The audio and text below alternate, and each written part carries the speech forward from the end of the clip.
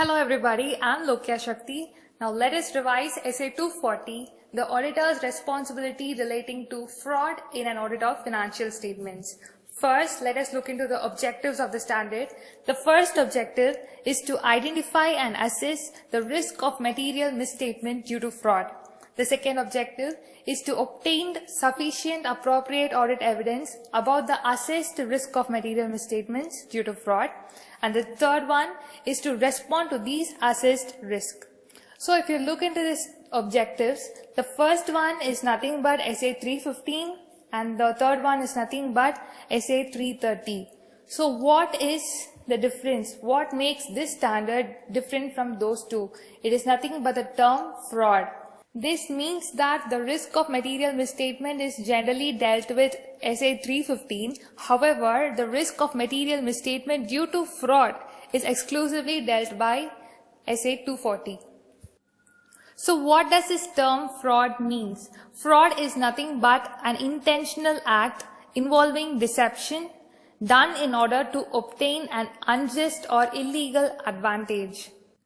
Fraud can be broadly classified into two types. The first one is fraudulent financial reporting, meaning intentionally misstating or omitting the amounts and disclosures in the financial statements in order to deceive the users. This can be done by way of manipulating the accounts, misrepresentation of the events occurred, misapplication of the policies and principles, creating fictitious journals, inappropriate assumptions taken, and concealing facts that are vital for decision making. The second one is misappropriation of assets, which is nothing but the theft of the assets by false or misleading records, like embezzlement of receipts, stealing of physical assets, making payments for fictitious goods, that is goods which have not yet been received or which will not be received, and making payment for them, and using the assets of the company for personal use. Speaking about fraud, there arises a question that it is whose responsibility is it to prevent and detect fraud? Well, it is the responsibility of the management and those charged with governance.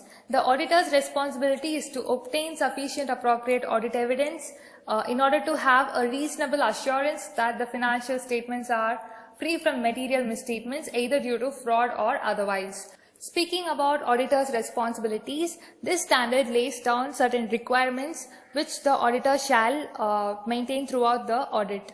The first one is the attitude of professional skepticism, which is nothing but questioning mind and the critical assessment of the audit evidences obtained throughout the audit. The second one is discussing among the engagement team. This is to be done in order to know the insights of the members of the engagement team, which will ultimately help in taking appropriate responses to the assessed risk as well as the allegations on the fraud. It is the auditor's responsibility to take risk assessment procedures and other related activities involving inquiring the management and others within the entity regarding the management's process of identifying and responding to the risk of fraud, management's assessment of the RMM due to fraud, the communication steps taken by the management with those charged with governance as well as the employees, and in cases where internal audit is applicable, the auditor shall communicate with the internal auditor regarding the RMM due to fraud. The auditor shall inquire those charged with governance regarding its supervision on the management's assessment regarding frauds and whether they have knowledge regarding the fraud affecting the entity. In cases where there are unusual relationships which are identified by analytical procedures, the auditor shall evaluate whether they indicate risk of material mismanagement due to fraud. The auditor shall also evaluate fraud risk factors. Fraud risk factors are nothing but events and occurrences that gives us the opportunity to commit fraud. So basically it doesn't mean that fraud exists. It means that there is a chance for a fraud to exist. So once the procedures are laid out, it is the auditor's responsibility to identify and assess the risk of material misstatement due to fraud as per Essay 315. It is need to be done both at financial statement level as well as at assertion level.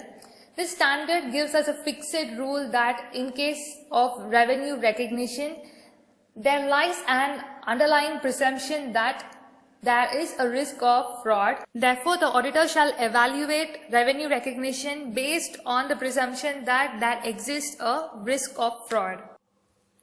The next one is responses to the assessed risk, which has been clearly dealt with SA 330.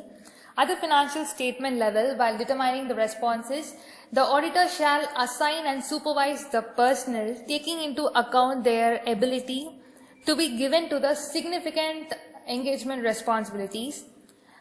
Secondly, evaluate the accounting policies and procedures, whether they are indicative of any fraudulence in the financial statements. The auditor shall incorporate an element of unpredictability in determining the nature, timing, and extent of audit procedures. At the assertion level, the auditor shall check into the nature of the procedures taken to obtain audit evidence, the extent of substantive procedures taken, and the appropriateness of the estimates for the transactions. Another key concept discussed by this standard is what is the auditor's response in case of management overriding the controls. Because management has the ability to manipulate the records and present a fraudulent financial statement to the auditor. It is nevertheless present in all the audits. So the auditor has to design and implement the procedures in such a way that it checks the appropriateness of the journal entries. That is done by way of inquiring the individuals involved in the financial reporting process, evaluating the entries and adjustments made at the end of the reporting period, the need to test samples of journal entries throughout the period. The second one is to review the accounting estimate for the basis on which it was taken, and finally to evaluate the unusual transactions so that to know whether they conceal the misappropriation of the assets. In exceptional cases where the auditor's ability to continue the audit due to fraud is under question, then the auditor shall determine whether it is appropriate to withdraw from the engagement. He shall discuss the reasons for doing so with the management and those charged with governance, and he shall also make a report to the regulatory authority or the respective authority where it is required to do so. It is the auditor's responsibility to get a written representation from the management regarding the internal control which has been implied into the firm that is capable enough to prevent and detect fraud, and to disclose their knowledge regarding the frauds and allegation of frauds that has been come under during the period. The next auditor's responsibility would be to communicate with the management on a timely basis regarding any RMM found due to fraud, and with those charged with governance in cases where the fraud has been committed by the management itself.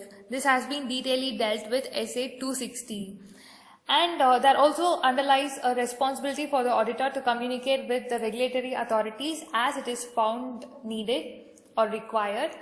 For example, as per section 143 subsection 12, it is the auditor's duty to report to the central government regarding fraud where the amount is more than 1 crore rupees. So in such cases, the auditor needs to report to the regulatory authorities. And the final requirement is documentation. The auditor shall document all the identified risk due to fraud, the responses made by the auditor for such assessed fraud, and the communication steps taken by the auditor in order to deal with the fraud that has been identified. So by this we come to the conclusion of SA 240. I hope it was useful. Thank you for listening.